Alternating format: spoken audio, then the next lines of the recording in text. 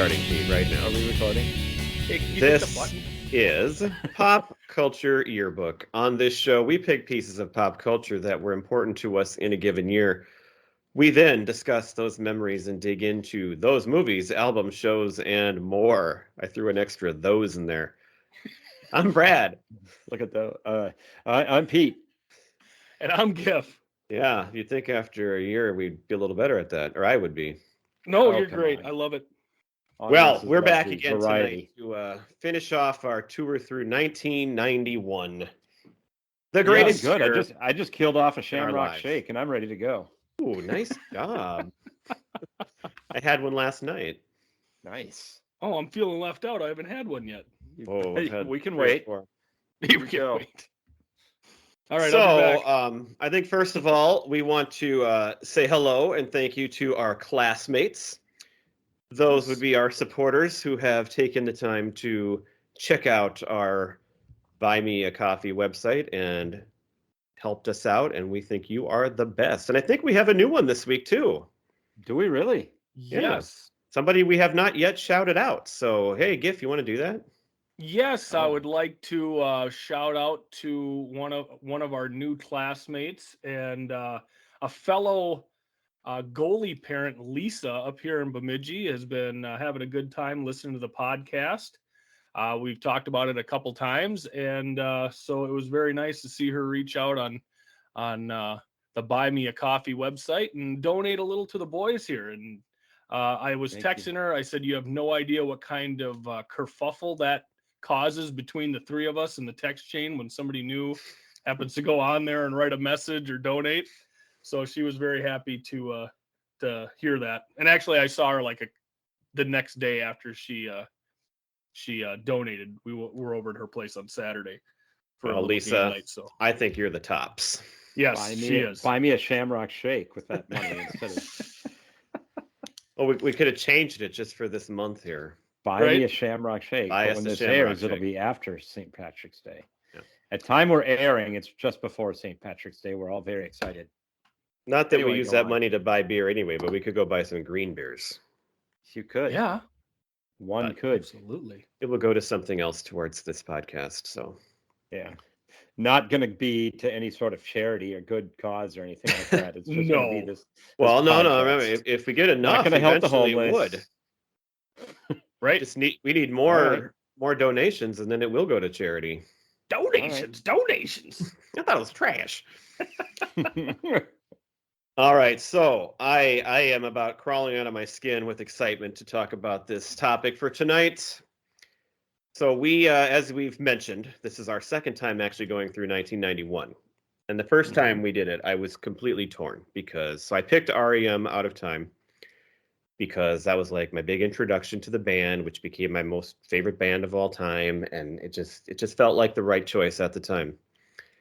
But while picking that, I was having to say no to what is likely my favorite movie of all time, with my favorite actor of all time, Steve Martin. And in 1991, he put out this little movie called LA Story, and it is one of the most criminally underrated comedies that has ever been released for a guy of his stature, who people can recite so many of his great movies right off the top of their head. This one seems to get passed over so often. And in fact, I was out with my brother and brother-in-law and sister the other night, and I brought it up, and they all said they have never even seen this movie. And they're huge comedy and Steve Martin fans. Now, first of all, I corrected my brother. He's seen it. He saw it with me back when it came out, when we got it on VHS, but he didn't even remember seeing it. And my brother-in-law and sister have not seen it either. So it was so disappointing to hear. And I hope that some people will go watch the movie after they hear about how great it is. That's weird to me. It never occurred to me how underrated this movie is, just because It didn't? Well, no, I think about it thought- every day, Pete. Well, I'm sorry. I just didn't. I thought that everybody knew it as, just like any other Steve Martin movie. But I didn't know it was that unknown. I guess I never really talked about it that much to other people to realize that it was not that well known. Because to me, I've seen it many, many times too. I remember seeing it at the video store. where you can go rent VCR tapes and all of that kind of with all the other ones.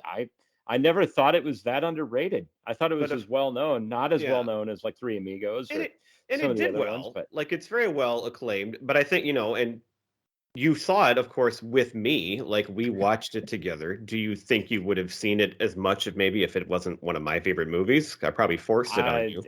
it's hard. Oh boy, that's gonna get some tweets. But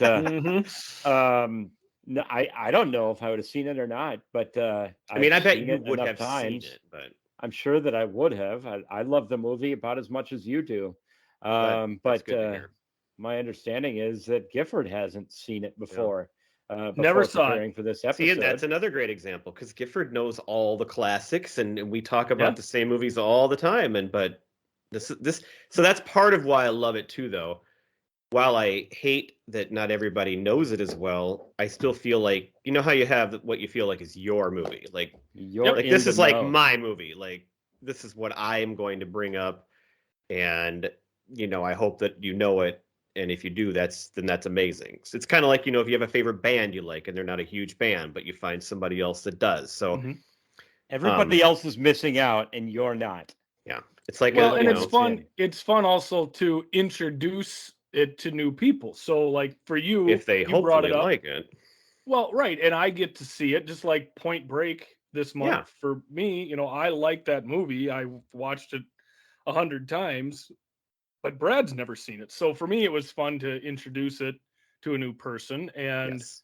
get their reaction to it. So So do you want to just give us a little peek, Gifford, into your initial thoughts, or well, yeah, I mean, right off the bat, it sets a very quirky standard, it is is what I will quirky? go with.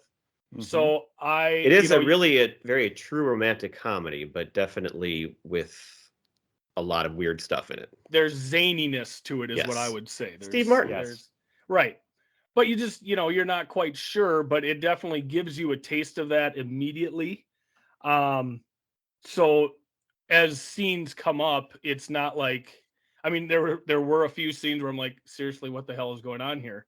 But they set it up very quickly in that regard. So Yeah. I enjoyed, one of the first things that I wrote down is I loved his commute to work. I thought that was tip top. So Okay. Well, before we get to that, then, so like I said, I did not see this one in the movie theater, and I don't even remember it being like in the movie theater. It did make $29 million. I mean, Mhm. it was a success, but not on the level of like The Jerk or some of his other big ones. well, But Father of the Bride came out Father this of the year as Bride. well. Yep. But a lot of his movies. See, the other thing I like about this one is this is like a true Steve Martin movie. He Yes. is there. The cast in this movie is unbelievable when you break down Mhm. all the cameos and people. But he is the star. He doesn't have Mhm.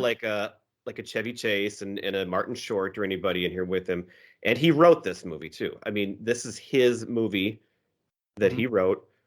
And so it's like that's another reason why I just love it so much, because I feel like this is a movie that he loves. It's important to him, and being a guy that I love, stands out to me.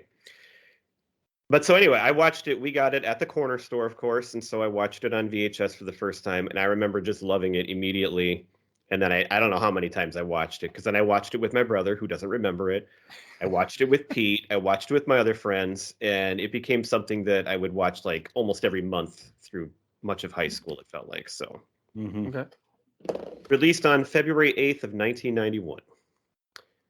And so it didn't make a ton of money, but it does have, you're the Rotten Tomato guy, Give, 93% Yep. positive I rating, saw that. Rotten Tomatoes, and 75 by the fans, which is always very unpredictable, but still very high on both. But 93% by the critics. So if you're skeptical, well, don't be.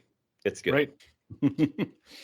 All right. So I also read that the initial screening of the movie did not really go that well. Like he was so excited to like get it out there, and he was pretty disappointed because the laughter was not coming the way he expected. And he had spent 7 years working on this movie. Yes, But did. he also stepped back and said it takes 10 years to tell the tale of a movie. You know, and think of a movie like Office Space, which we may be talking about in 2 months.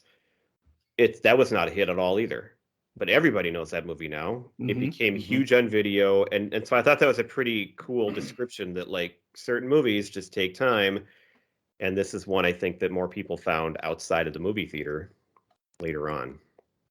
So Yes, I would completely agree. I mean, you say, you know, I mean, 29 million at the box office obviously isn't a huge hit. But given that it had a February release, you know, it's not a big summer, you know, that's true release too. time or a Christmas release time. Um, you know, it's not going to have the big numbers, but like you say, there's that many reviews on it, highly reviewed.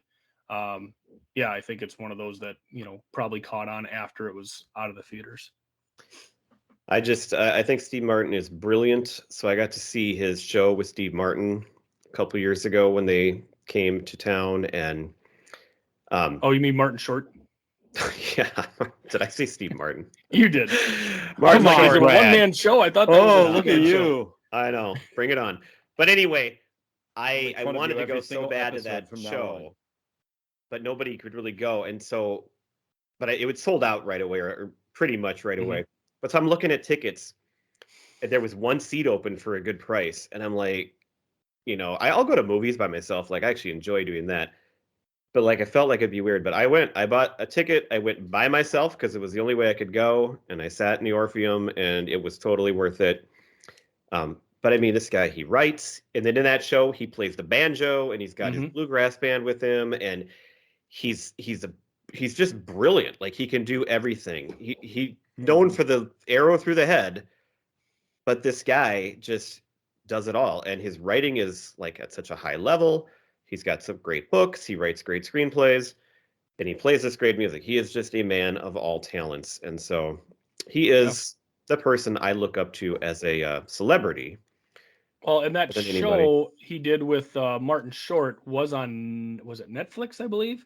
Oh yeah, I think eventually it did get on there. It I think I did go on, and watched of a course lot of it again. I jumped on there and watched it, and Mhm. I love both Yeah, of I've those seen it too. men as well. It's just, yeah, It was I They're- think they're out. short. I wanted it to go longer. I think they're Right. out It's just- again too. I don't know if they changed it a lot, but I feel like I can't remember if they're out like touring again. Oh, I guess I didn't hear that. Maybe Did with they an finish updated up show. the wrap? They wrapped up their show that they were doing. Was that on Hulu?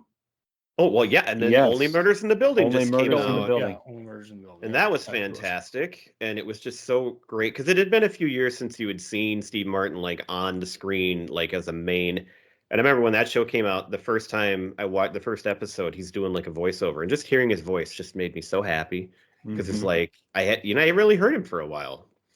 Right. And that show, it was good. It wasn't a big letdown. It was pretty awesome, and I can't wait for the next season.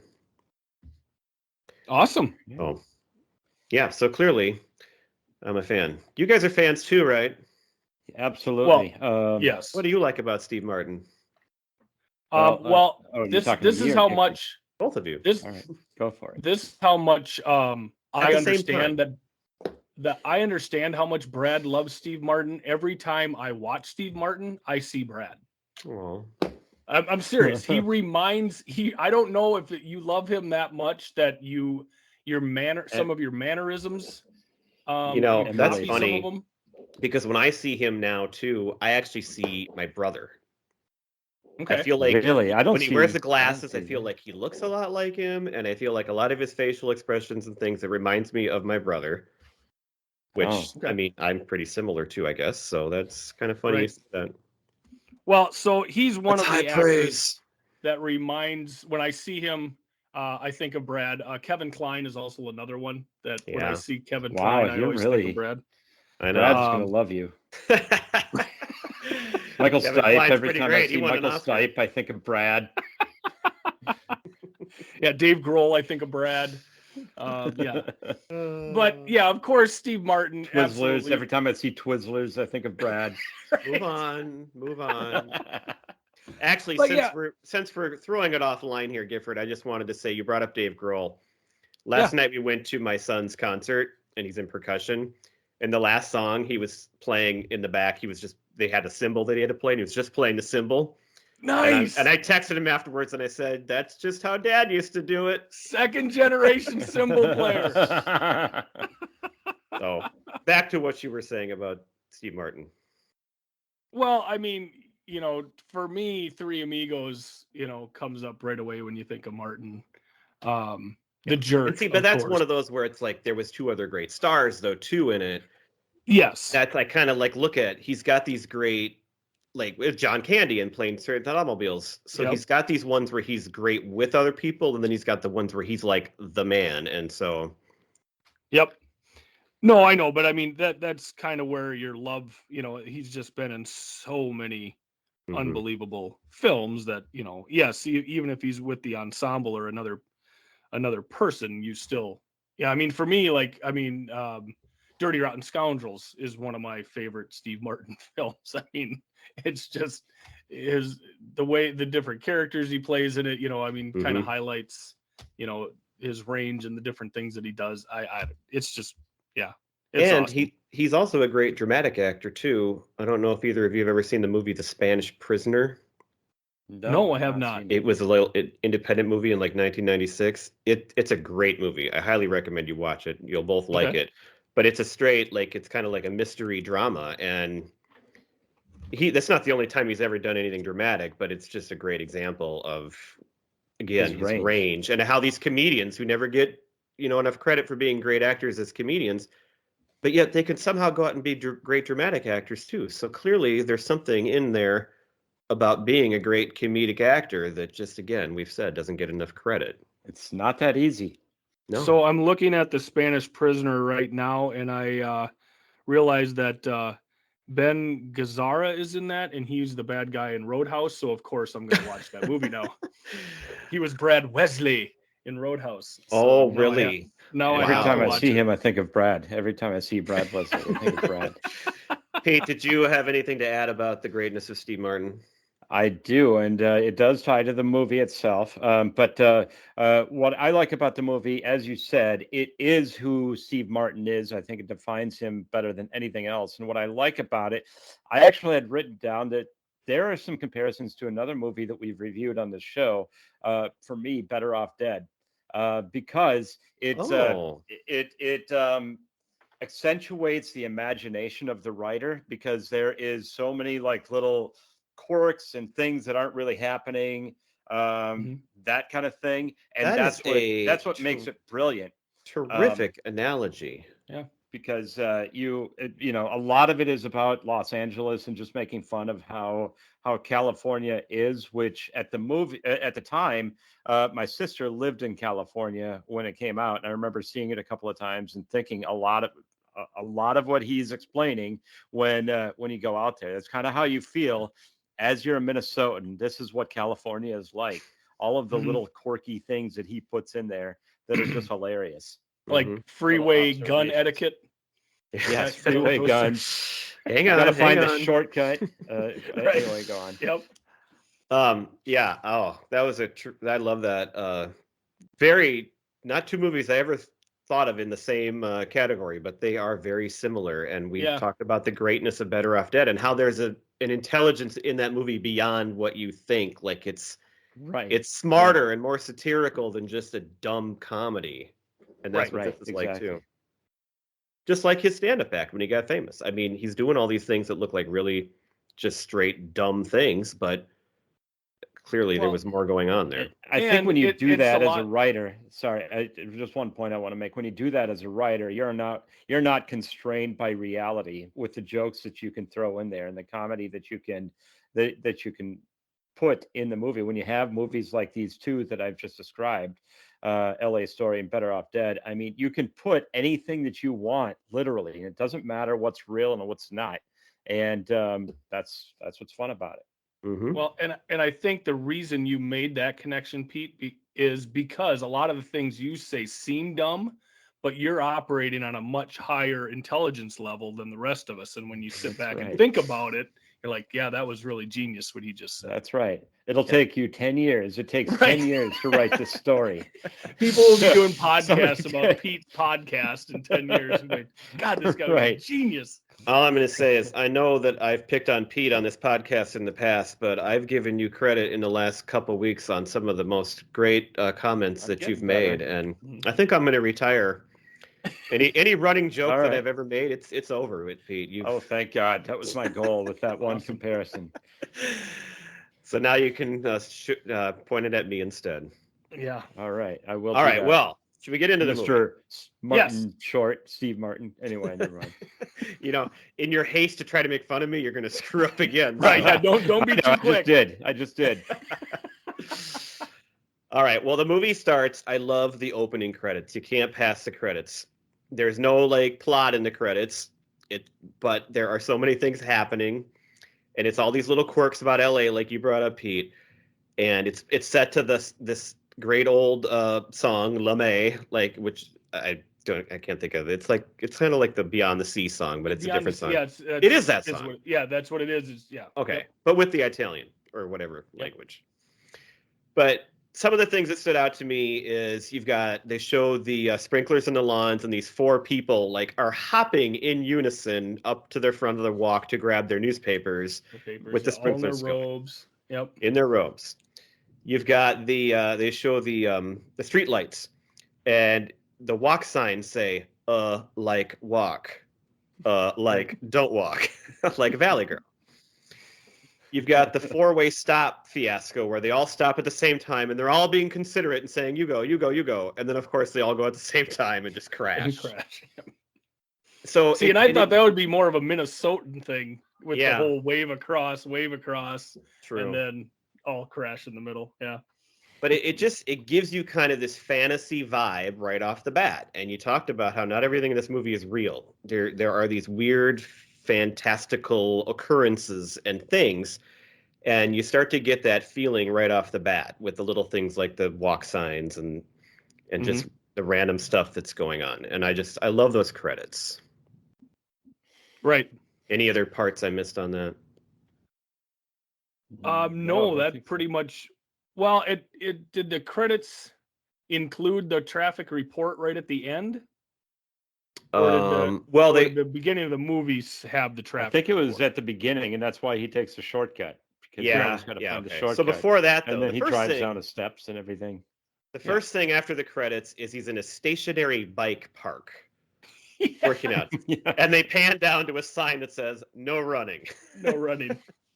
But he's doing a voiceover of this Shakespeare quote, which is from I think Hamlet, but it's from one of his plays, obviously anyway. But it's about England, and he reads the quote, and he does this throughout where he references Shakespeare, but he always replaces Many England with Shakespeare L.A. references. And so that kind of theme starts right off the bat too. But he's talking about how wonderful L.A. is. And the thing is, there's a lot of people that hate L.A. And it gets, there's obviously some bad stuff in LA, but I always looked at LA growing up through the lens of it is just a wonderful place to live. And I've always got like this kind of perfect view of it, even though I know it's not. And so this movie, again, that kind of stood out to me, like, but beneath the surface, there's weird stuff, but he is writing like an ode to LA. Yeah. Well, what was the line? I throughout. should have written it down. I didn't have it written down, but like he describes how he didn't realize how much he hated himself because he was so happy all the time or something like that. Right. And that like kind of sums up the feeling of living in LA. Yeah, I know which quote. We'll have to Right. go back and edit it in then, Pete. Well, Okay. and right away with his commute to work.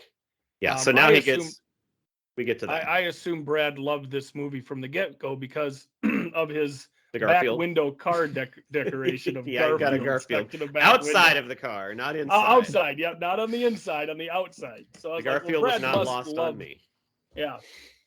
So one of the other things that occurred to me early on in this, and I obviously there's probably no connection, but I put together a reference to Seinfeld and Curb in the very first commute scene because he's driving a Chrysler LeBaron, which John Voight's Chrysler LeBaron from John Voight, Seinfeld. okay. Wow. And then okay. in a recent season of Curb, there was a episode where Larry gave away his shortcut. Oh yes, through- I saw that one. Yeah, and I thought that's what I was thinking. Like him and his shortcut. By the way, folks, we've not seen the movie. He's literally cutting through people's backyards, going down steps, on sidewalks. I mean, he's going through It's like waving at people. And everybody's yeah. good with it. Like he goes through somebody's backyard and they wave, "Hi, Harris." Well, and did you see how close he came to the guy in the chair? Like he Yeah. barely misses that guy as he buzzes past him at like 35 Right. miles an hour. But that's So- another running gag about the traffic in LA, and then Yep. it gets overblown with this hyperbole of this ridiculous shortcut that everybody's just okay with. My favorite Right. part there is when he's going up the stairs, and then it's like the plane sounds as he comes, and just boom, the car is just bouncing down the stairways. It's hilarious. And of course, he gets to work like right on time. They're rushing him over to his weather because he's a All right, weatherman. So yeah, his name is Harris K. Telemacher, and he Mhm. is not just a weatherman; he is a wacky weatherman. Yes. By the way, Pete, remember that? The name I of know my where very you're going. first fantasy football team ever? Was it your first one or was it your Yep. second? I thought It was your 98. The Wacky Okay, wow. Weathermen. second. And how did they perform? I can't remember. Did I win the first year? No, I didn't. No, They weren't that good. because that No, was they weren't Bob. that good. My team was good, and then I got knocked off. They performed like their owner had a PhD in art history. Yeah. Oh, hang on now, hang on. So he's a wacky weatherman, and so he doesn't really take his job seriously because another running gag is that the weather never changes in LA. It's always 72 degrees. So he can just walk in last second, throw up some 72s, and then he also always has a little funny like gag bit that he does as well. But the best part of this is though, after he's done, the anchors do their fake laugh, like ha ha ha ha, and then you just alluded to the lady anchor goes, "Harris, I heard you have a PhD in arts and humanities," and he goes, "Yes." She goes, "A lot of good it did you." Well, and that kind of feeds into, our early theme in the movie is he is obviously not happy with his current state of living. He's a lot smarter than what he's being portrayed on television. And we come to find out that his girlfriend is not very nice to him. He's not very happy there either. So before we meet the yeah. girlfriend in the weather scene, we can start to get into the cast because they just keep coming at you. Mm-hmm. Right. So Kevin Pollak is his boss there. His agent. Oh yeah, agent. Sorry, Yep, He's the just there. agent. His boss is Woody Harrelson, who is Yes. uncredited in a cameo. They're both great. We've talked about Kevin Pollak actually with The Usual Suspects before. Yep. Go back and listen to that episode. But Woody is the first of many a great cameo here, and he has like 2 scenes, but he's not credited at all for his Important role. scene. Well, Scenes, though. so many of these One very cameos that we have in this movie, these actors weren't credited for. Right? Yeah, most of them weren't. All right. Why? So why his do you do that as girlfriend- an actor? Why do you be uncredited? What's the reason for that? Well, one of the things was I know we did in an earlier episode. I can't This came remember up with what one movie it was. example once. You're right. Yeah. Where somebody wasn't credited because they were in a contract and they for couldn't do another. movie. It was Oh. Rob Lowe. He did in Tommy Boy. He Yep. was uncredited in Tommy Boy because of his contract. But I wonder So if that he wasn't a he couldn't. cameo. In No, these that cases, wasn't a I cameo. don't know why it is. Who knows? There Right. are probably different reasons, but Well, and Okay. maybe one of the reasons was digress. because I don't know if Martin was a producer for this movie as well. Maybe they were trying to keep the budget down for a friend. I have no idea. If they're uncredited or they it get might have been paid. a lot of them. Just we're, Yeah. the that Chevy I'm not Chase sure one about. coming up later. I would look at that way for sure. hmm So you mentioned his girlfriend. So after the weather gets done, he's at his girlfriend's house, and his girlfriend is played by Mary Lou Henner, Mhm. and she's great in this role. And she is just this like upward, like looking, very rich, kind of snooty, kind of fun maybe at the same time, but you just can't get a read on her, but you can tell he's not Mhm. happy. And so the scene where you meet her, she's getting ready, and they're going to leave, and it's 1:00, and they're supposed to be at a brunch at 1, and he gives one of the greatest soliloquies about what it's like to wait that I've ever heard, and because you can relate Yes. to it so well. Right. And right. yes. I love the part where he goes, "You look ready. You look so ready Yes, that I I was get just up, gonna say that I one. get ready." But then I I feel realize like I'm not he's ready. giving off the illusion of getting ready. And then he ends it with, "I'll be in the car." Well, doesn't she say Yeah. something? She's like, "Well, I'm doing 20-minute lips, 30-minute Like, lips. 30-minute lips." Well, and she is so superficial and Yes. vapid, and everything is just all It's all about for appearance. status. And She show, goes, yeah. waits. Right. She goes out to the car and just waits for him to get out of the car so Oh, he can open the door for her. And she does that a few times throughout the movie. Well, they're the best Right. one. Later on, he drives her home to her house, but it's her. But it's no, it's her car, and he drives to his house, and she's got to then to go the rest of the way. So he drives, he gets out, goes and lets her out, comes back over, opens the door to let her back into the driver's side before he can Right. go home. Well, and that whole scene in the beginning where he's waiting in the car for her, she does come out in a different like jacket. Yeah, Like she she did changed. even change after she was ready to go. So you alluded to this too. So they're on the way to the brunch, and he says they hear a weather report that it's the first day of spring. And in LA, what does that mean? The first day of spring? It's open season on the freeways. Open season on the LA freeways. Everyone pulling out their guns. Open So the they start glove compartment. panicking. They got a gun in the glove compartment, and she gets it out, and she's trying to load it, and she's all panicky and can't do it. And she's like, "What are these bullets? Do bullets go bad?" And he's like, "No, they're not like milk. There's no expiration date." So like the guy in the water truck next to him, because he's swerving trying to get his gun. So the guy next to him's mad. So he pulls out a shotgun, starts shooting at him, and an old lady has a gun, and Oh, she's and that's my shooting favorite He's just line. waving his gun randomly out the window and talking, still having a Yeah. conversation. That's the thing. At first they're panicky, but then they're all calm, and he's just holding the gun out the window, shooting while having a normal conversation. But I love that old lady who says, "You little cockled." Her voice and that's a very memorable little scene, because she's another LA woman. She's got all this, her hair is up in this big thing, and she's got these big sunglasses on, and Yep. but she calls him a cuckold, which is funny, which is also fitting for later. It's foreshadowing. Yes, that is good foreshadowing. Yes. All right, so we get to the brunch, and what's funny is they're at least a half hour late, and so he's like panicking. So they get there, and what do they find out? You're First the first one's one's there. here. First ones to arrive. And 'Cause she everybody is in LA so fit in mad. She is so mad that she's the first one there because, of course, you need to be fashionably late to all this Yeah, stuff. Yep. And they're not even late enough. And who is the first person we see there? We've discussed him before. Bing! Bing! Yep. Chandler Bing's boss. Whatever his name is, we always just call him Bing. Right. That's Sam McMurray, I That's believe right. that's his name. But we've talked about him. We have a Great Friends episode you can listen to. And I think we talked about him. He was in some other movie with a great He was little in Christmas memorable scene. Vacation. Oh, of course. He's in Yes. Christmas Vacation. Vacation. He's Clark's coworker. And you don't want to Yeah. miss that episode. Right. The other guy that's there, my favorite guy at this brunch. Do you know his name? It's Jerry Seinfeld's best friend. Do you know his name in real life? Richard Kind? He was No. there, was he? It's Larry Miller is his name. He Oh, plays yeah. He plays Sorry. the doorman in one of the Seinfeld episodes. He is hilarious. But he's got the best like background lines as this is going on. He's got this, first of all, he's got this neck brace on for some reason. Right. And you hear him in the back. These loud talkers in restaurants. I think they should all be shot. I hate them and I want them to die. But then Well, and later on you we hear him haven't- again. And We, he's we like, haven't. Oh, sorry. and these goddamn wrong numbered dialers. What the hell do we do about them? That's one of my favorite lines in the entire movie.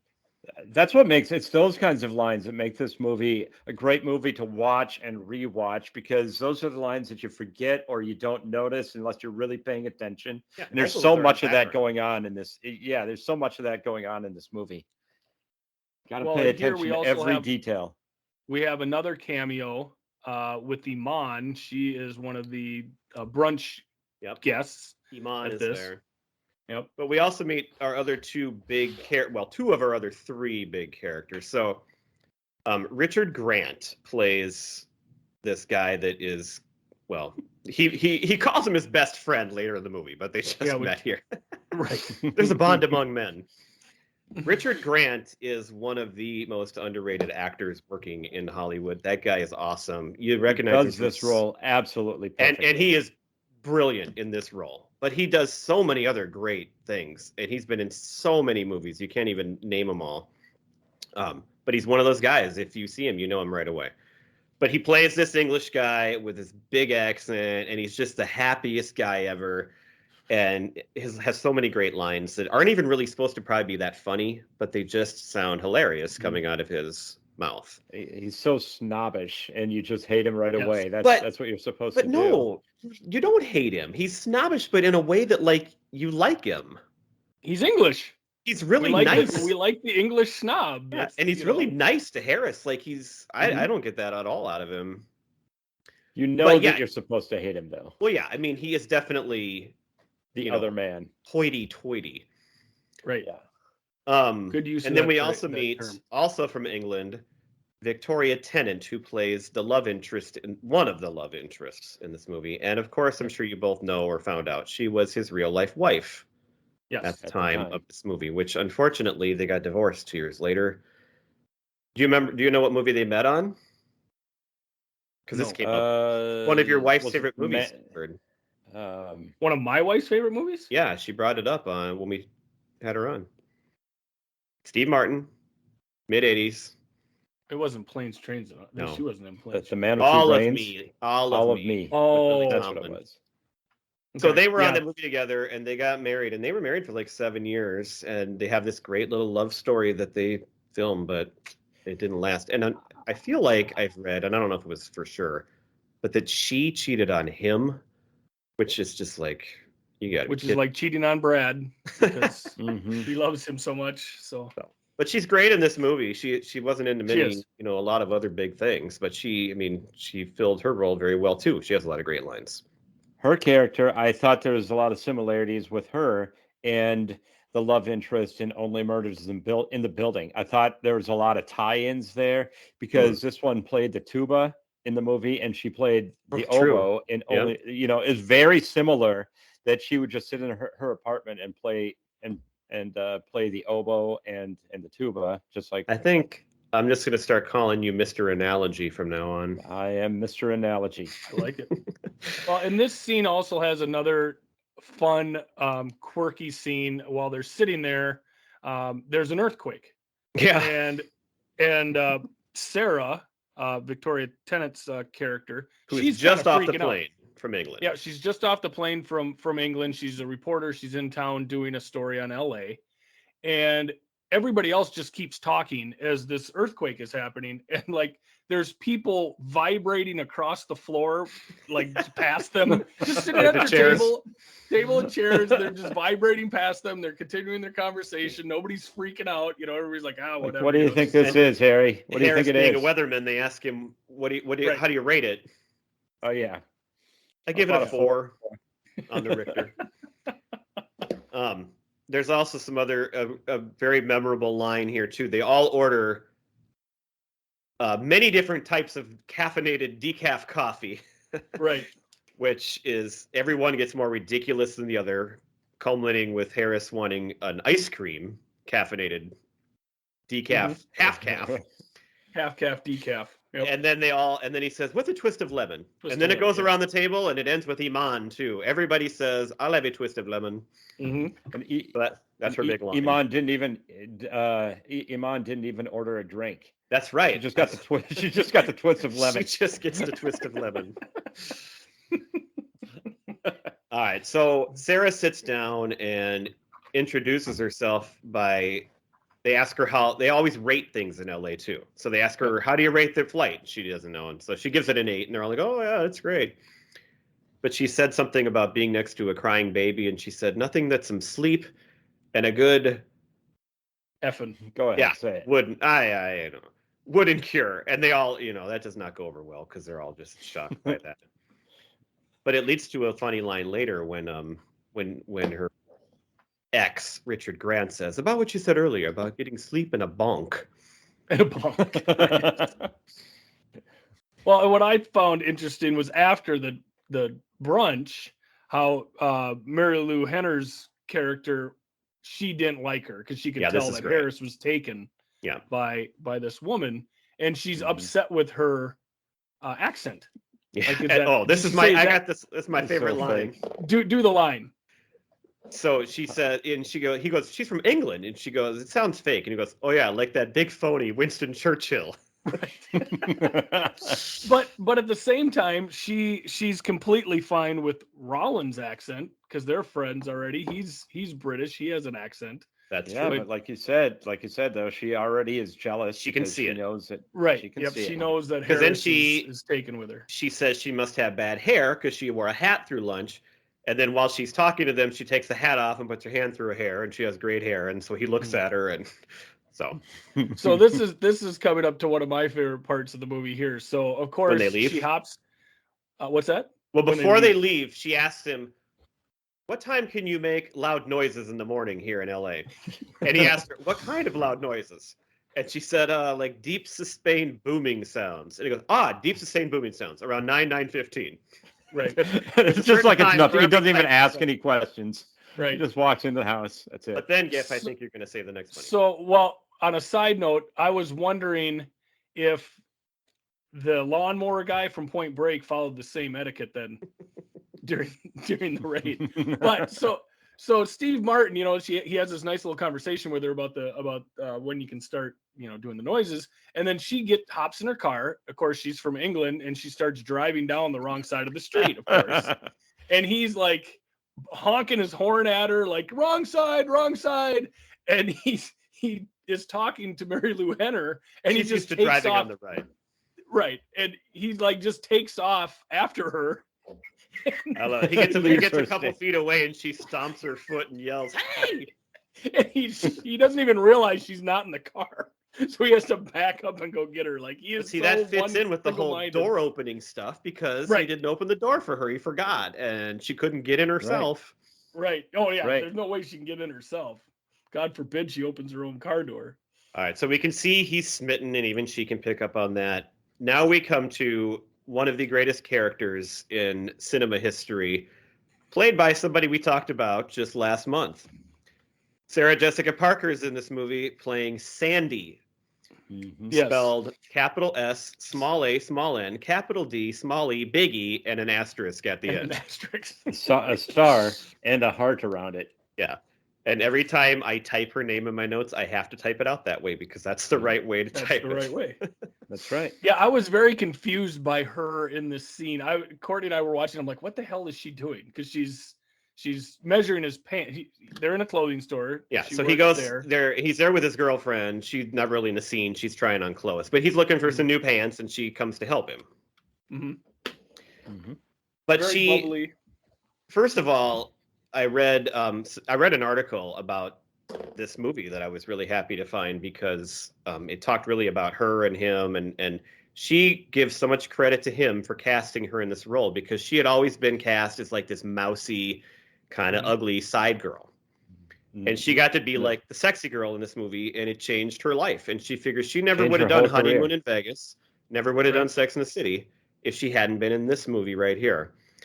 Mhm. But so in the movie, she never stops. She's bouncing constantly, running around him, moving on him, touching him, and it was just brilliant because I didn't know why, other than that she's just funny. She's just this young kind of hyper girl. Right.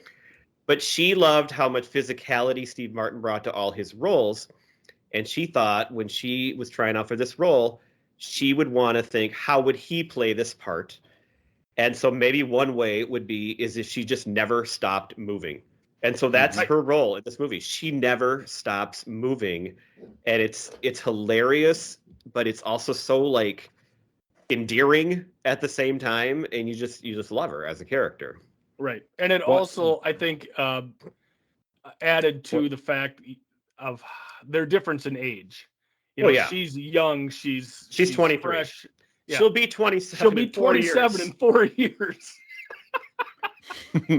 So, and he's an older guy. I mean, I don't know how old he would be in this, 30, late 30s. Oh no, I think Probably. he's more like 50. He's 40, No. 46. I looked that up. He was the 46? same age as we are right now. Late 40s. Oh, wow. When, Okay. Steve I Martin always was think 46 he's when younger this because movie he was went made. white so fast. Yeah. But I always thought he was younger. So, yeah. So I think that's another way of showing the difference in age because she, like you say, I like the part later in the movie where he grabs her And like sets her and down. tells her stop moving or like stop jumping. Well, what I thought about her character and the British guy that we just talked about, Richard Brandt. Sarah's ex-fiance. I thought that those two characters were there to offset each other. Those were two extremes in opposite directions. Mhm. Yep. She was so bubbly and perky and fun and everything, and he is this total snobbish kind of stiff.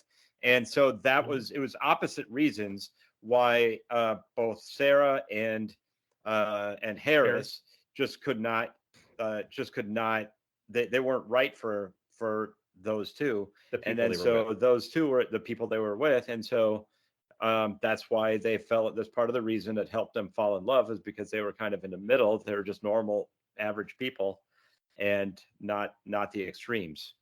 Right. So I Steve don't know if Martin, that you made can kind any of sense tell, or not. likes her too, but nothing happens here. He's got to come back to get his pants later, though. So then we'll get more. Well, on of his course, way he home- thought she was sexy. Anybody would think. Anybody yeah. would be thinking that. And That's the then, whole of course, point. by the way, you get to see boobs in the scene. By the Well, way, kind in of. that That's in girls the dressing changing. room, very briefly. Yes. And she goes, the first line she has is, "Do you like those?" Yeah, Right and when he's he looking sees at the him at the boobs, time. he's like, "Yes." Well, then he looks down at hers in her shirt, and she says, "Do you like a break in them?" And like there's a gap between. So those Yeah. lines are totally geared right toward it. Right. So on his way home with his girlfriend, the car breaks down, and this is where the movie starts to go in the fantasy direction more, and you can tell that it's not going to be like your typical, just romantic comedy. So they get pulled over, the car breaks down, they get pulled over next to a road sign, and he gets out to look in his car like he can do anything. He doesn't know what he's going to do. But the road sign starts talking to him. It starts putting messages up and gets his attention. Mhm. And I love this because at first, of course, he's like, what the hell's going on? And then that road sign asks him to hug him. And Steve Martin is like, I'm being filmed. I know I'm being filmed. But he hugs the sign, and the sign tells him that he's there to help him. He says he's in trouble. And Steve Martin says, well, how am I in trouble? And then the car starts magically. He's like, oh, right, okay. And then basically just kind of sets up this little relationship that he's going to have between him and this sign later on. So on the way to that, I believe it was on the way to that brunch earlier in the movie. Did you notice that? Oh, yeah. He did ride by a looks guy over- standing and looking at the sign. Yeah. So earlier in the film, there's a guy off to the side of the road, out of his car, looking up at this road sign, and you don't really think anything of it at the time, other than it's kind of weird that guy's just standing there Mhm. looking at his car or looking at that sign outside of his car. So that was kind of an interesting. First time watching the movie, that was a good observation you found there. Thank you. Mhm. Very good. All right, they get back, and he asks Mary Lou Henner, his girlfriend, about going out on Sunday, and she says, I got a shower Sunday. And he says, oh, yeah, and I really should take a bath. Right. But then you So do the see next- him shortly after in the shower. And again, the fantasy, he looks at his knob, That's all and it has fantasy this scenes. slow-mo setting, and he looks at it Hold like, on. All right. Okay. Let's replay that. Okay. He's in a shower. He looks at his knob. the shower knob. Oh, got it. But And even then he he's goes like, into fantasy mode. he's never seen this slow-mo setting, so he's like confused. So he turns it, and then all of a sudden he's showering in slow motion, and he's feeling And good. they So cut back and forth to So funny. Sarah. Yes. So that morning, then he goes to see his best friend. Oh yeah. Well, right before that, there's another weather report before he goes to see his friend. He puts the one up where he says he's talking to that guy about it being really cold. Oh, And he- right. Yep. And he asks, so what did you do with the cats? And the guy goes, well, the cats were outside till around 10, but it got a little too cold for them. And then they came in. And then he repeats exactly what it was. And then he calls it a real weenie shrinker. Right. And I think that's 58 when degrees. that's the weather report that Sarah's watching, and Yes. she's like smiling and thinks he's funny, and you can tell, she's like got some interest in wanting to get to know him at least. So she calls him, Yeah, she called him. Yeah. and he says, "How do you want to do the interview? English, French, or Italian?" And she says, "Oh, you speak all those languages?" No, if it was French or Italian, I'd be out. Oh god. All right, he's at Ariel's house now. But how does he get to her house? This He is drives I there. want to speak to this. This is my Okay. favorite part. This is one of my Right. favorite little things that if you're not paying attention, you won't notice. But she's LA his Cork. next door neighbor. Two Yep, two and houses so- down. Yeah, 2 houses down, and he drives. He pulls his car that's parked at the curb and just goes straight about 20 feet and stops, and that's the drive. And they talk about that later, that you don't go on walks in LA. That's just not something people do. Right. This scene has my favorite line in the whole movie. I've said that a couple times, but this is the one that I go back to every time. Well, What would let's you see do if it's the you're a same one I got. woman? Well, you say what yours is, Gif. Okay, so he's at his we meet Ariel, his best friend. And of course he has to go talk to her about, this new woman, Sarah, that he's met. And she is kind of a free spirit as well. And she is making juice. She has her whole setup there, and she offers him juice to drink, and it's just this green sludge looking stuff.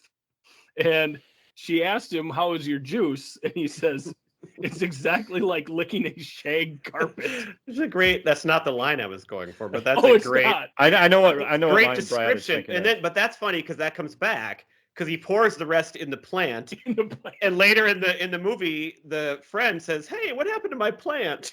And it's just dead, just decrepit and dried up. But no, they're talking about women, and somehow she mentioned something about him being a woman, and he says, No, I could never be a woman. I just stay at home and play with my breasts all day." That's the best line of the movie. Because how true. Right. Could you have a more truthful line? That's right. That's exactly right. So then they go to the museum and we learn what they do for fun. So he has these little shoes that turn into roller skates. And I found out those are not real shoes. Those were some Jordans that they made. You can't buy shoes like that. Weird. But he roller skates through the museum and she records it. And he calls it performance art. She calls it wasting time, but it's something they do together. And But then history he will keeps decide. these videotapes. Yeah, history will decide. All right. So then Sarah wants to interview him because she saw him on TV. But they both like each other. You can tell that there's more there. Yep. So she comes to his house. And then, Pete, you mentioned this line earlier in our podcast a few episodes ago. He asked her, it would be so interesting to talk to him because of the interesting word usements I structure. Yes. That's one of my favorite lines. I use that occasionally. Just I'll throw it out there. And he's just a mess and he says later that he feels like when he's around her, he's always showing off. And that's the idiot's version of trying to like impress somebody. And so right away he's like thrown off and he's trying to impress her. But they go on this little tour in the car. And they were driving by, and he talks about a historical tour of LA. And he says, some of these houses are 20 years old. And then he says, this one's a Greek revival house. They have to revive the Greek who lives there every morning. Here's a Tudor mansion and a four-door mansion. A four-door mansion. Yes. And then they end up at the Museum again of Music, and they look at a couple normal things, but then they find on display Beethoven's balls. Yes. Which is one of those really weird things, like what the heck? And then do we go to the cemetery? Is that the next scene? This is a great scene because we have our next cameo by one of Steve Martin's longtime great co-stars. And Rick also Moranis, the last movie that he another- was in with Steve Martin. This was after. What about My Blue Heaven? No, came I out thought later I this read year, this didn't was his was that 90? last. I'll look it up. You go ahead. Well, you might be right. It was right around here because he quit movies altogether right around this time. That's right. He hated the Hollywood lifestyle. Rick Moranis is digging a grave by hand, and they walk by him, and he's got this very thick British accent, and he just loves to tell jokes. And Steve Martin says to Sarah, "Finally, a funny gravedigger." And this whole scene, by the way, is another tribute to Shakespeare. Yes, the whole thing is from Hamlet. Holding the skull. It's a Hamlet thing, right? And he asks him, "Do you know how long it'll take a dead body to rot?" And Steve Martin goes, "Boy, do we!" Oh. But then they go on and they quote the whole scene from Hamlet back and forth, and she joins into, and Rick Moranis is like, "She knows, she's got it." And it was a nice little scene with that guy, and then they just keep on moving. But he played a very memorable little role there. He did. Mm-hmm. I would like to see more. Uncredited once again. All right. Then he does a pre-taped weather report because of his busy schedule. And this is what starts to really change his life here a little bit. But we don't find out right away. So he says 72 and sunny all the time because that's what they do. But then there's a huge rainstorm. But before this, though, because I thought this is where you're going with it. He sees the road sign again, and the road sign says the weather will change your life twice. No, that comes later.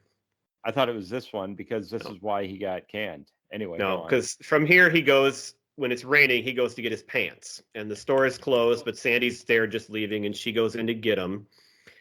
And he says the reason he goes to get these pants is because he's a big, dumb male. Because he's going there just to see her. And I love, again, the fan, when she goes in to get the pants, he turns to the camera and he fixes his hair in the camera. Say one thing I want to back up. I was looking up the My Blue Heaven thing. Did you guys mention the ATM scene? Because that was the date with. Well, that's coming. I've got this in order. That we didn't get to that yet. Oh, okay. I thought he was on the date with Sarah. Come on. Well, no, not yet. Okay. But she leaves. The pants aren't done, so he leaves, and then he drives by the sign, and the sign says, "You should have got her number." And he's like, "Oh yeah, I should have." But she got his number to call him about the pants, and so then we jump to she called him, and they meet at the Hard Rock Cafe, and that's where we learn how to spell her name because he's talking about how she has a normal name, unlike so many other people, and then she gives him this ridiculous spelling. Right. And the funny part about this is her boyfriend is there watching because he has suggested they see other people. And it backfires he's at the bar. He's just this dude and he's just staring too. And he looks just doesn't like a say anything, sap. doesn't move. It's just a dead stare. Right. It's the age-old story of a guy in a relationship who thinks that it'd be great if he didn't have to be exclusive, but then his girlfriend goes, "Okay, sure," and she's the one who constantly goes out on dates, and he has to stay home because nobody else will date him. So just a lovely storyline there. As they're leaving the Hard Rock Cafe, we find that Mary Lou Henner is walking in with his agent, Kevin Pollak, and so we find out that she's actually cheating on him, but he doesn't see her.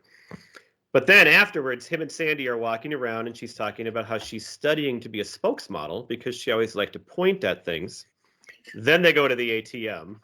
Okay, that was on the Sandy date. Yeah.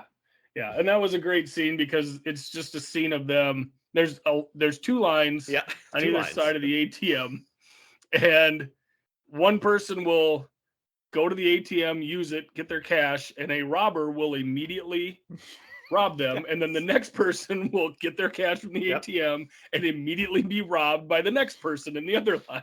And the robbers are so courteous too. He comes up to Steve Martin and says, "Hi, my name is Bob. I'll be your robber." And Steve Martin says, "Oh, okay, here you go. Thank you." Right. And it's just a transaction. We cut in this one. Roland is actually out with Sarah at the same time because he asked her to get a hot dog. And there's another cameo here. Yep. And who do we see there? Paula Abdul. Just roller skating around in the background. She doesn't say anything. And I always thought it looked like her, but I never really believed it was because, like, why would she? I never even noticed. I never even noticed until I found that in the fun facts. But it is indeed her. And Roland kisses Sarah because he's still in love with her and wants to start over. And she says, "That was very nice. Thank you." Doesn't quite do the trick. She's obviously not into him. At the end of the date, Sandy invites him to go to an enema later on. Yes. And when they go to the enema, there's a couple great lines there too. She said, "It really clears out your head." And he says, "Head? You should go back there and tell them they're doing it wrong." So was that, I wanted to go back to the next morning when he sees Trudy. Or when they meet back up, his Mary Lou Henner. Oh, yeah, okay. So now, he's back at her place again. Right. So she brings up that she went to the Hard Rock Cafe. She wants to be honest with him. Yep. And he, of course, kind of freaks out, wondering if she saw him there, which they didn't see each other. And he makes a joke of, "Who'd you go or who you having sleeping sex with my agent." yes, having sex with my agent, and she goes, "Oh my God, you know." And his line was, "This is how I find out. You tell me." And that line right there is why I know my brother saw this movie, because when we watched this movie, he laughed so hard at that line that I'll never forget. Because I was like, "Is that really that funny?" But he thought that was the funniest thing It is he ever. funny. I It thought is funny. And then she tells Well, him and that then it's the been next going one. on. It's been going on for 3 years, and he goes, "This has What? been going on since the 80s." And he's acting all hurt. But as Right, soon as but he he- leaves, he's dancing He's down the stairs celebrating. because he's so happy, because he's, first of all, he's done with her because he doesn't want to be with her, but he's out of his agency because he hates his job because he Right. doesn't want to be with him anymore either. So Yeah. it was actually great news. Mhm. And this is where he goes back to the sign and tells him how excited he is. Like, he goes to talk to the sign to say, "Hey, this is great." And that's when the sign tells him the weather will change your life twice. Yes. So this is then where the previous pre-taped weather comes back because it rained.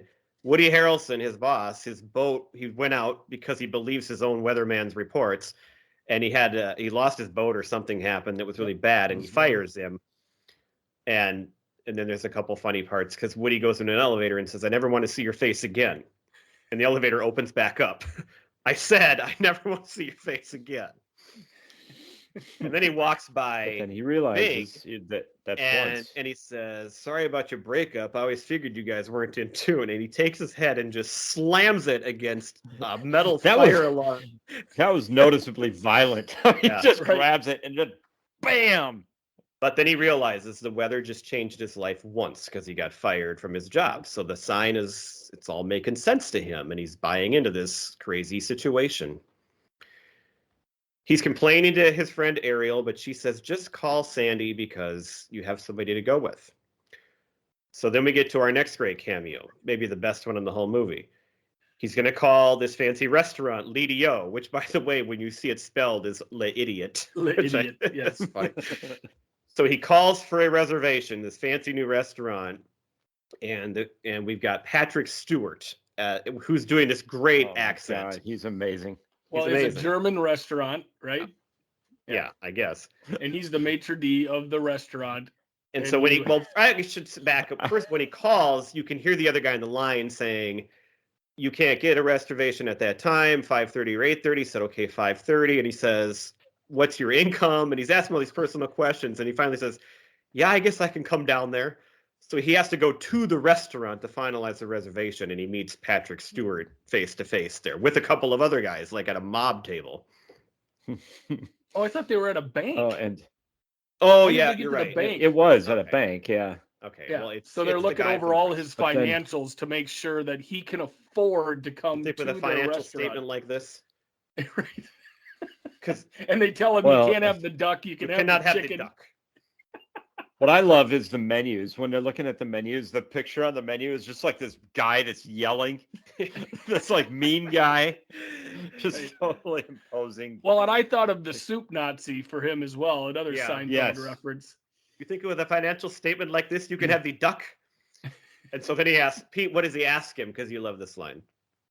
The summer. You can say, oh, where do you summer? And he goes, "What?" What, where do I what? Where do you spend your summers? And he goes, "Right here in LA." And he looks at the financial guy and he whispers to him, he goes, "You can have the chicken." So then he says- I like a gamble. Well, before he says, "But what of my date? I can't tell my date what to order." And he goes, "Well, you can certainly urge her in one direction." And then Steve Martin's like, "Well, either we go there and she orders what she wants, or we call it off." And he gets all like nervous and like puts his head down. And then he goes, "All right, I like a little gamble." So he's excited, but then he says, "We can see you in 8 weeks." So that's a classic scene. That's a standalone is. scene that you could just watch by itself. All right. Well, We then get another little voiceover, this time by Sarah, kind of working on her interview. And there's a nice line in here which fits in again with kind of what we talk about. Because Roland said LA is just a place where dreams go to die or something like that. And she says she thinks they've taken a desert and turned it into their dreams, which is kind of fitting because of the theme of the movie and where we're headed Mhm. and the way that it, it's being written. So she's actually kind of buying into that idea as well while she's there. Right. All right. Next scene, they're back at the museum, him and his friend. And he literally runs into and knocks over Sarah when he gets out of control. And Roland says, "Have you tried the Guggenheim?" He goes, "I get that because it's round and it goes downhill." Because the roller skates would work. Yes, all the roller skated. Oh, here's another great line, Pete. So he's saying a bunch of stuff to Roland. He's kind of panicky again because he's all nervous because of Sarah. And Roland just kind of cuts in and goes, "You have a lot of verve." Verve. You have a lot of verve. And Steve Verve? Verve? So we see them looking at this painting that we can't see. And again, he gives a ridiculously long explanation of the painting about these onlookers and all these things happening and this sexual stuff.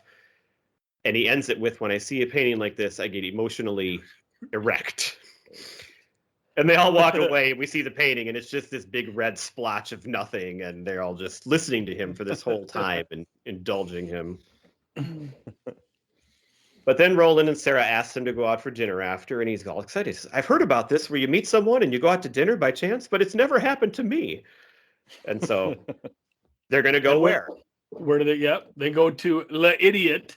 And he says, "Roland, I warn you, you can't get in there. It'll never happen." Roland calls him on the phone in 2 seconds, and he's got a reservation. So Steve Martin just can't get what's going on. We then see the restaurant and all these people going in, and we have our next cameo Mhm. of one of his great friends from the 80s, Chevy Chase. One of the other amigos. And Patrick Stewart is again there, and Chevy Chase is not getting the table he wants, and he's getting treated poorly, and that's just a funny scene as well. Well, and the interesting thing is, in the scene, as the guests walk up, their face is scanned, and on a computer screen, you can see that it identifies who it is, How much what they make, what their last movie did, how much it made. So where it's they all summer. about- right, and it's all about status again. The whole vapid, superficial is all that's important in LA. Another look at that theme as well. And they get in there and they have a rapping waiter, and of course the food is this tiny little just nothing. And at the end they offer them floss. And he says, "I'll have floss." And then they can have either diet or regular floss. When they leave, the cameras are all flashing because of all these stars there, and the cameras are flashing. And when they leave, they go, "Who's that?" And they go, "Oh, they're nobodies." And everything just stops at Steve Martin, and they walk out. All right, so she takes him home because they had 2 different cars, and so it just worked out, of course, that Sarah could take him home. And when they get there, the car starts rolling. And so they get in because he figures what is happening after a second here, that it's going to take them. And It's so mystical. It's a whole mystical thing where the car won't Right. unlock. Then it starts rolling forward. The doors open, and they get in there and they're This is still one of my fighting. And he favorite says, scenes, by the way. "Let me not drive." that was my favorite line of the movie. Oh, Right there. Because she gets in the driver's seat and she's freaking out because she doesn't know what's going on. Yeah, He, she on the can't other drive hand, anyway. he's used to the mysticism that's been happening. So he wants to get into the driver's seat, and that's his line. "Let me not drive."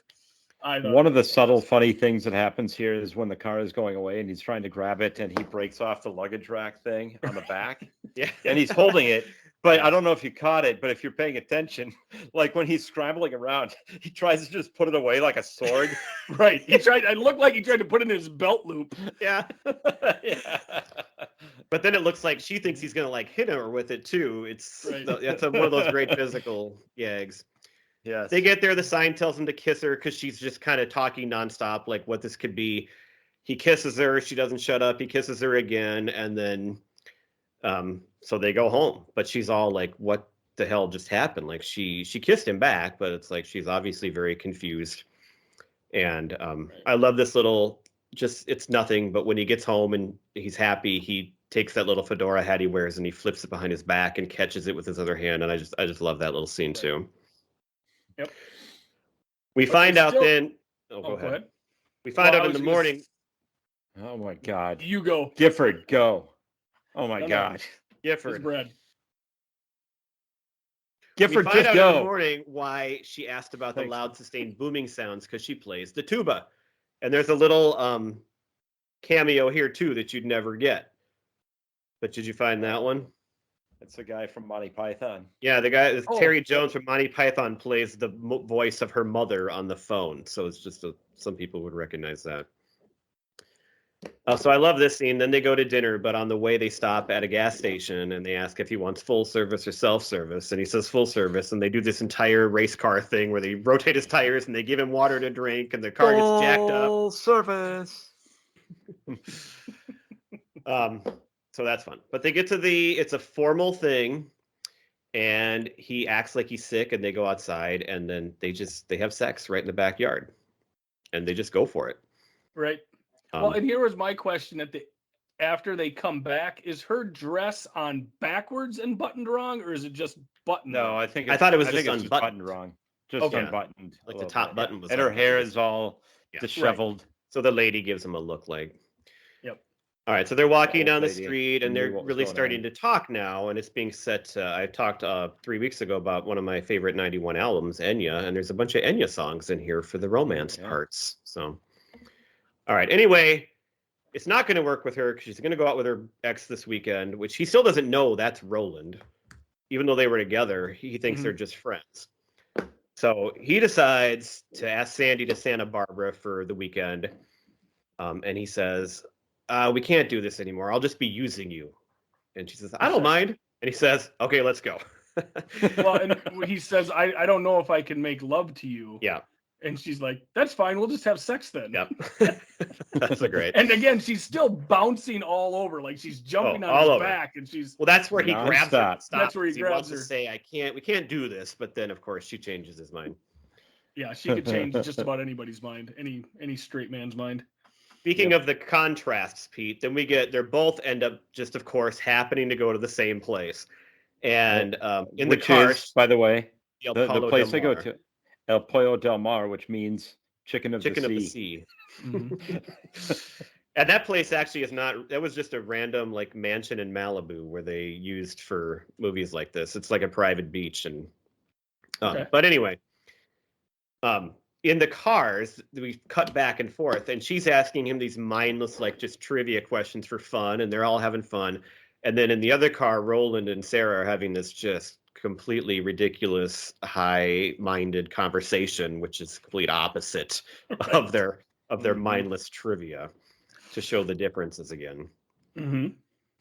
So they're about to have sex because they get there, and she puts her hand on her boobs, and this is another funny puts- line. Yep. Yeah, She he puts his on the hand. boob. She grabs it and puts Yeah. his hand on her boob. This is Harris and Sandy now. Yes. Yeah. And Your he breasts says, feel weird. That's because they're real. Because they're real, right? Because everybody Well, in and- LA's got fake boobs. And this is, of course, they check in unbeknownst to each other to the same hotel, to side-by-side rooms as well. Yes. These two couples. And so they start having sex, and Roland and Sarah hear people across the way, and Roland gets all worked up, and then they start to have sex. And when Harris Sandy. and Sandy get done, they hear them through the wall, and then you also see these little scenes where they're imagining who they really want to be with, and Right. of course Harris and Sarah are imagining each other.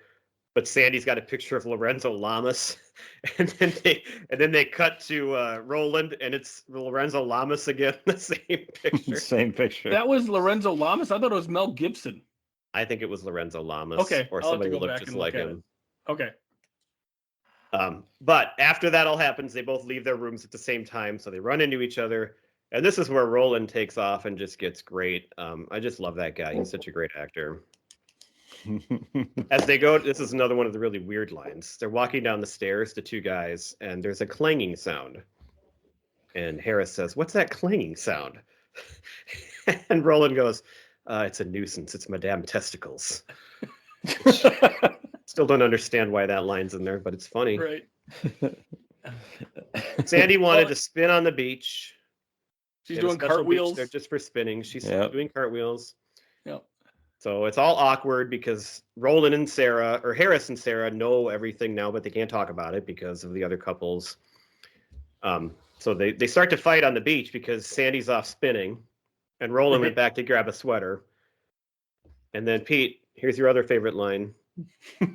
He's coming back, running on the beach towards them.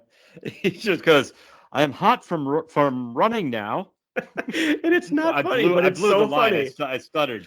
I'm hot from when I running said it. now. There you go. Much better. Because Roland just says all kinds of dumb things. He just keeps talking. And he's so oblivious to what's going on. He's so happy. He's so happy. Yeah. The way he says Well, it. and this is where he says that Harris is his best friend, right? Harris says that about Roland. Oh, that's what it was. Okay. And she says, "You just met him." And he goes, "There's a bond among men." Well, they are Which- Eskimo brothers. I And mean, Harris doesn't have any other friends anyway, probably the way it sounds like. So, right. Mhm. all right. So they're going to Well, leave. yeah. And, it's pretty much done. So now he gives this big long speech about how the day she's going to go back to England, if he could change the weather and the tides, he would do it so that the planes would be grounded, and doesn't convince her to stay. He also goes to her house, and there's a funny line. He reads her a poem called "O Pointy Birds." "O Pointy Mhm. Pointy." That's a poem that he read and wrote in The Man with Two Brains Oh, from like know 10 years earlier. I didn't know that at the time. My brother caught that right away. Guy okay. who said he hadn't seen this movie. So it's all serious now because she's leaving and he's sad. And the weather hired him back, but as a serious anchor now. Right. And the new weatherman is another cameo. George Plimpton is the weatherman. Yeah. Just said, and all he says is sunny, 72. But now this coming up, it's actually a really great love story ending climax here. That what we're about to talk about. It's amazing. It's very powerful, and So it he's makes you sitting feel at good home. the way it's done. And he knows the plane's about to leave, and she's on the plane, and it's about to take off, and the Enya songs start playing, and these giant storms come, and they show all these compasses spinning out of control, and all this stuff happening, and the plane turns around and parks back, and she's obviously not going to get out, and then he looks out his window, and she takes a cab back to his house. And as he sees her drive up, he goes, "That's twice, because the weather will change his life How the weather twice." changes life. They have an embrace and a kiss. They go back to the sign one more time so that she can see the sign and he can explain everything. And then what ties it all nicely together is the sign gave him this weird riddle the first night he was there and said, he asked the sign, "What do I do now?" And the sign says, "You will know what to do when you unscramble how Daddy is doing." And throughout the movie, you see him kind of working on it, like, what the heck is this riddle? And she sees that and she knows the answer, which is just pointless. Sing do Right what? away, she's able to.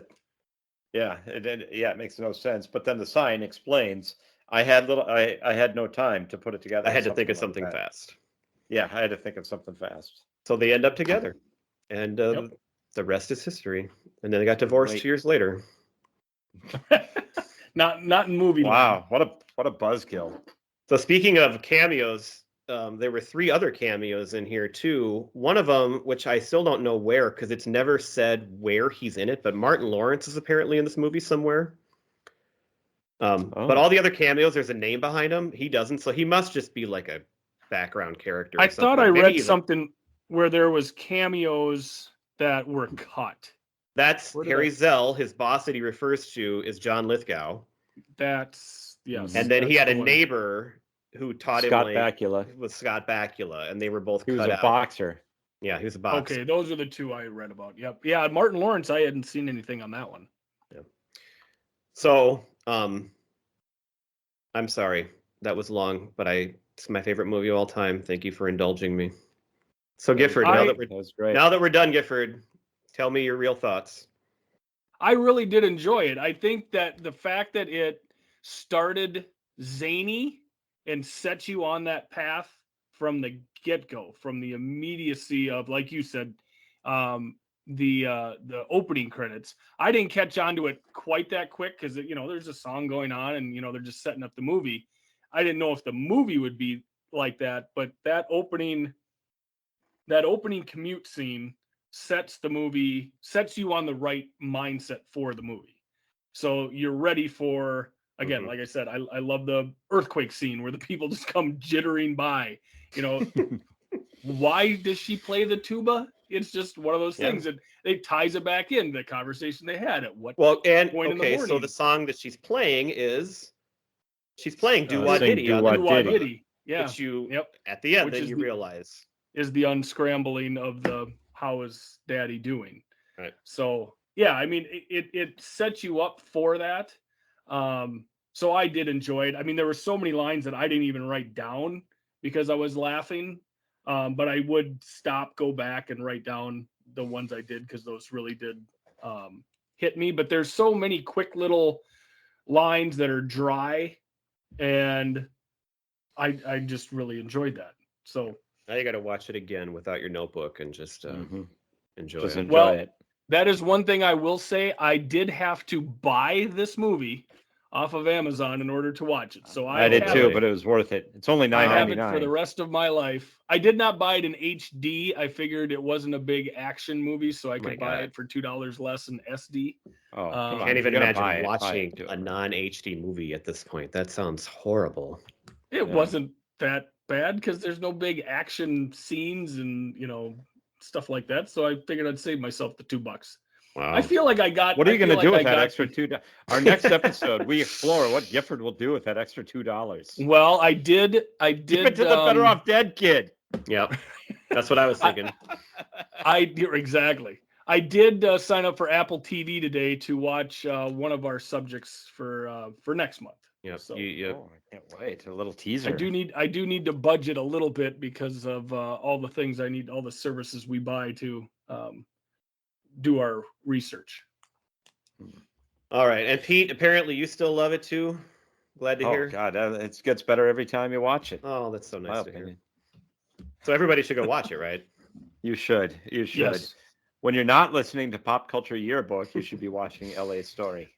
Well, ideally, everybody would listen to the podcast and then immediately afterwards go and Yeah. watch or listen to the things that we speak of. That's what we hope. That's right. Yeah. That's the goal. All right. And we And then got a little contribute long money. this month. We'll try to cut our times back down in the next month, but we had some things that were really important to us here this month. So Yeah. sorry. Well, it and off for our us, chest. 91 was a pretty formative Well, year for us. That's true. You was know? a- So you're talking, All right. we're all 15 years old in this year, or turned 15 in this year, and that's a pretty big time for you in your pop culture education.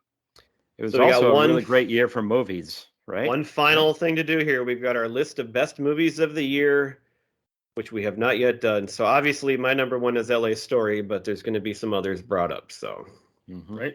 how about Pete? You go first. I will work my way from the bottom up. Number 5, I had Boys in the Hood, which we talked about in one of our Lost episodes. A great movie. Number 4, Naked Gun 2.5 came out in 91. Huge fan of the Naked Gun movies.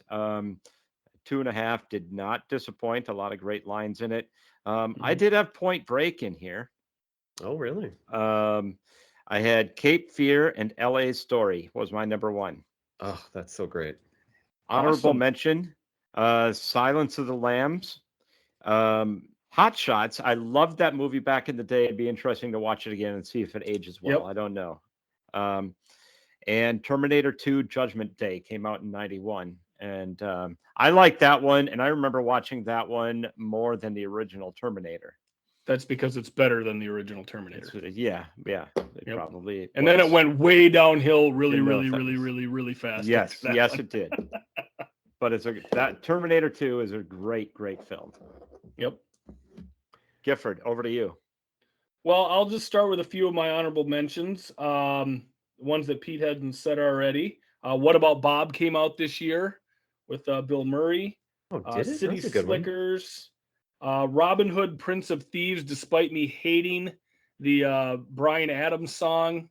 I did really enjoy that movie. See, I I did- used to like that movie, but then the more I watched that one, I hated it more and more every time I saw it. I think it's terrible. Well, and but you're entitled to your own opinion. I'm just saying that it got worse every time I saw it. Well, and to me, oh God, I'm trying to. Oh, here we go. to me, the performance that stands out in that movie is Alan Rickman as the sheriff of Nottingham. Yes. Of course, it's always Alan Rickman. Right. I loved him in that movie. So that's why I wanted to mention here again today. The Super, Necessary Roughness, JFK, and another movie by our man of the evening, Father of the Bride, also came out this year. But my number 5 Wait a minute. was what? How am I missing that? I thought that was 92. Was it? I thought I looked it up and it was 91. No, go ahead. Because I can't believe I don't have it on my list. That's ridiculous. But I think you're right. Would you like the sheep or chicken? Somehow I completely missed that one for some reason. Go on. So my number 5 is Backdraft. Number 4, Boys in the Hood. Number 3 was Point Break. My number 2 is Terminator 2, and number 1, Silence of the Lambs. All right, now I just remembered actually what I did here, so I'll get to that in a second. All right, a couple honorable mentions that you haven't said yet. Beauty and the Beast came out that year, one of the great Disneys. JFK, you did say. I brought this up before, The Commitments. Gifford, I've told you to watch this movie multiple times. Mm-hmm. I don't think you've watched it yet, but I'm going to keep bringing it up. I have not yet, but I've also written down Spanish Prisoner tonight as well. Okay, so there's 2. The movie Dead Again, which was like a Kenneth Branagh's first movie, and Emma Thompson was in it. It's just an awesome, weird, like psychological, time-traveling, weird thriller. It's so good. I love it. I watched it a whole bunch of times. And then The Man in the Moon came out that year, which was one of Reese Witherspoon's first movies. And it's a great, sad, it's a great movie, but it's also when I loved her. So that's when I met her. My top 5. I don't think any of you said this yet. Number 5, Thelma and Louise. Never seen it. Oh my God, that is such a great movie. Number 4, Boys in the Hood. Number 3, Silence of the Lambs. Number 2, Cape Fear, which if I was going to pick a different movie, that'd probably be my pick. I've seen Cape Fear so many times. And this was like if prime. Our good friend Ryan Hummel was on the show, That's what he would have picked. This was prime getting to know Robert De Niro phase after Goodfellas, where I'm like sucked into all the Scorsese De Niro movies. And this was just, it was so awesome. What I did for number 1 is LA Story, but I combined it with Father of the Bride as Steve Martin because I love Father of the Bride too, completely. And so instead of having them separate, I just lumped them in as 2 of the best Steve Martin movies that ever came out that year. I put together. And a blue tuxedo. All right, that's amazing. So I think we can finally, after long last, that was a marathon. And what do we do? Close the old yearbook up. Yes, we have to close the yearbook. Great year, 91. All right. Yes. So what are they going to do next week? I don't know. We're going to be getting into a whole current year. 2020 is coming up next. So current year. Yeah. All right. We got a lot of great forward to it. Coming. We do. So I just brought up our good friend who really loves Cape Fear. He happens to be a drummer for our favorite band, Preacher Row. Yes. Let's crank it up a little bit. All right. All right. We'll see you guys in the next year. Bye. Thank you for the lunch. Thank you for the lunch and enema.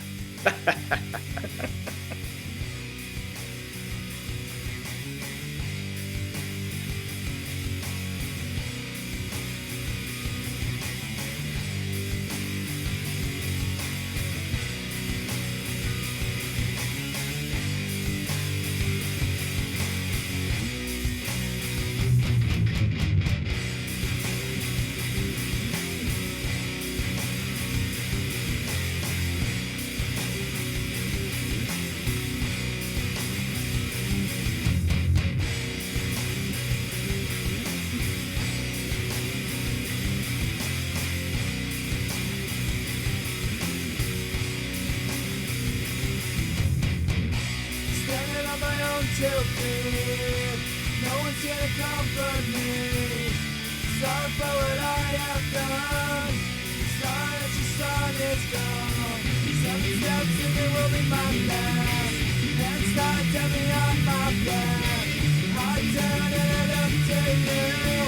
I'm scared but there's nothing I can do.